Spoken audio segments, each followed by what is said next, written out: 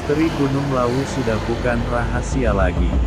Gunung yang terletak di perbatasan Jawa Tengah dan Jawa Timur, Kabupaten Karanganyar, Ngawi, dan Magetan ini memang terkenal keangkerannya. Meski gunung yang dahulu bernama Wukir Mahendra ini sudah terkenal dengan keangkerannya, namun tak menyurutkan para pendaki untuk menaklukkan satu-satunya gunung yang memiliki 3 puncak ini. Ketiganya memang senang berpetualangan mendaki gunung. Dan kali ini, ketiganya sepakat naik ke gunung yang memiliki ketinggian 3.265 mdpl. Setelah menentukan hari keberangkatan ke puncak Gunung Lawu, ketiganya sepakat naik kereta api dan bertemu di stasiun Pasar Senen. Salah satu pendaki bernama Rian biasanya selalu memiliki kebiasaan selalu membeli buah-buahan untuk bekal naik ke puncak. Rian beranggapan, buah-buahan bisa sebagai pengganti air minum bila haus. Namun karena mereka datang di stasiun kereta terlambat, Rian pun tak jadi membeli buah-buahan dan memilih langsung naik ke dalam kereta. Di dalam kereta, ketiganya saling bercerita tentang pengalaman mereka naik ke puncak gunung. Sampai akhirnya karena kecapean, ketiganya tertidur pulas. Dalam tidurnya, ketiganya bermimpi sangat aneh dan mengerikan. Andi bermimpi ada sebuah kabut yang mengelilingi Rian sampai akhirnya Rian menghilang ke dalam kabut. Begitu pula Rian bermimpi kalau dirinya melihat Putra dililit akar pohon yang sangat besar. Dan Putra bermimpi bila dirinya melihat seluruh tubuh Andi dipenuhi dengan lintah.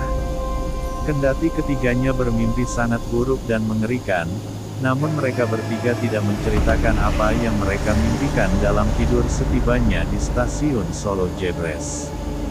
Mereka beranggapan, kalau mimpi hanyalah sekedar bunganya orang tidur. Setibanya di stasiun Solo Jebres, ketiga pemuda ini pun mampir ke kedai kopi sambil minum mobil menunggu mobil charteran yang membawa mereka ke Gunung Lawu tiba. Saat menunggu, salah satu pendaki bernama Rian pamit hendak ke kamar kecil untuk buang air. Saat keluar dari kamar mandi, Rian berpapasan dengan seorang nenek. Nenek itu menawari buah pada Rian. Sebenarnya Rian ingin membeli buah yang ditawarkan sebagai bekal untuk naik ke puncak Gunung Lawu. Namun karena uang yang dia bawa ditaruh di warung kopi, Rian batal dan menolak membeli buah yang ditawarkan nenek itu padanya. Nenek penjual itu tersenyum. Dan sebelum pergi nenek itu mengatakan sesuatu pada Rian. Awakmu bakal jemput Salak iki, dan kemudian nenek itu menghilang. Rian tidak begitu memperdulikan ucapan nenek tersebut. Karena dia menganggap nenek itu pedagang yang biasa berjualan di stasiun Solo Jebres.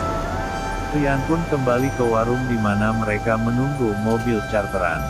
Akhirnya mobil charteran pun tiba.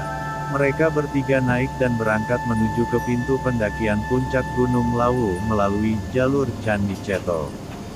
Gunung Lawu, selain memiliki 3 puncak, yaitu Hargodalem, Hargodumiling dan puncak tertinggi yaitu Hargodumilah, juga memiliki 5 pos pendakian ke puncak Gunung Lawu. Kelima pos pendakian ke puncak Gunung Lawu itu adalah Cemoro Kandang, Cemoro Sewu, Candi Ceto, Jogorogo, dan Simolangu. Singkat cerita, mereka pun tiba di pos pendakian Candi Ceto sekira pukul 9 waktu Indonesia Barat. Setibanya di Candi Ceto, mereka tidak langsung naik ke puncak. Ketiganya sepakat tidur terlebih dahulu di posko pendakian. Baru sekira pukul 14 mereka pun berangkat naik ke puncak Gunung Lawu.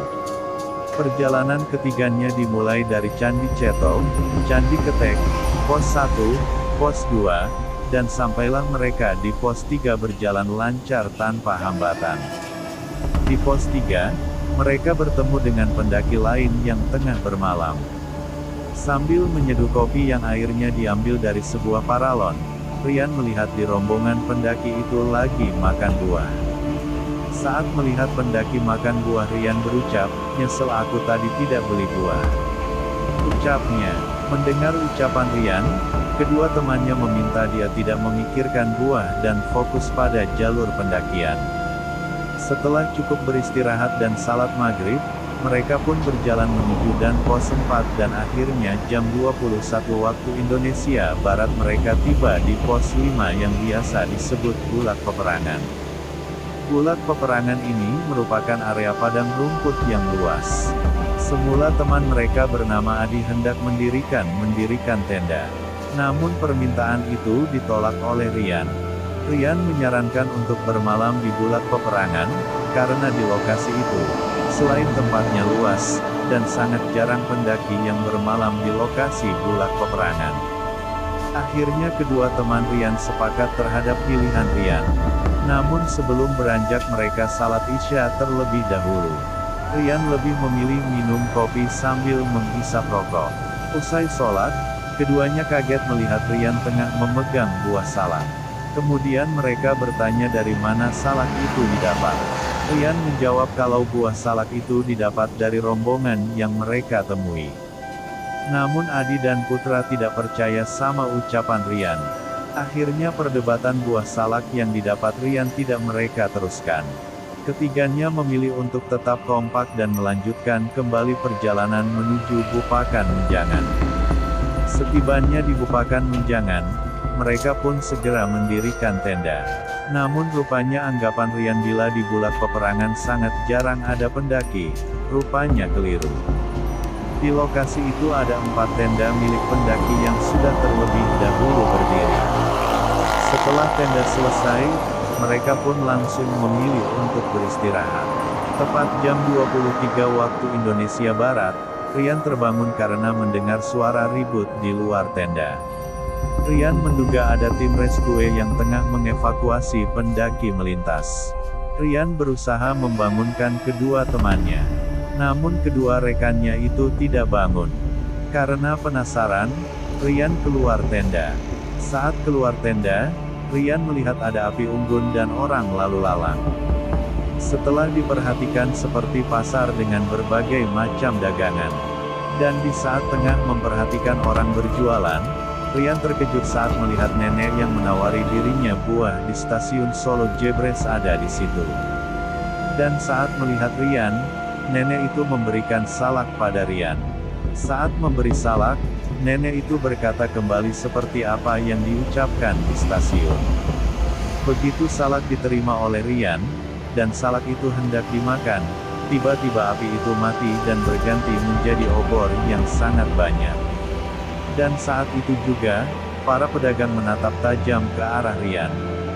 Karena takut, Rian pun membuang salak dan berjalan mundur ke dalam tenda. Saat hendak sampai di tenda, tiba-tiba wajah pedagang itu berubah menyeramkan. Ada yang lidahnya panjang, matanya melotot dan ada yang menenteng kepala.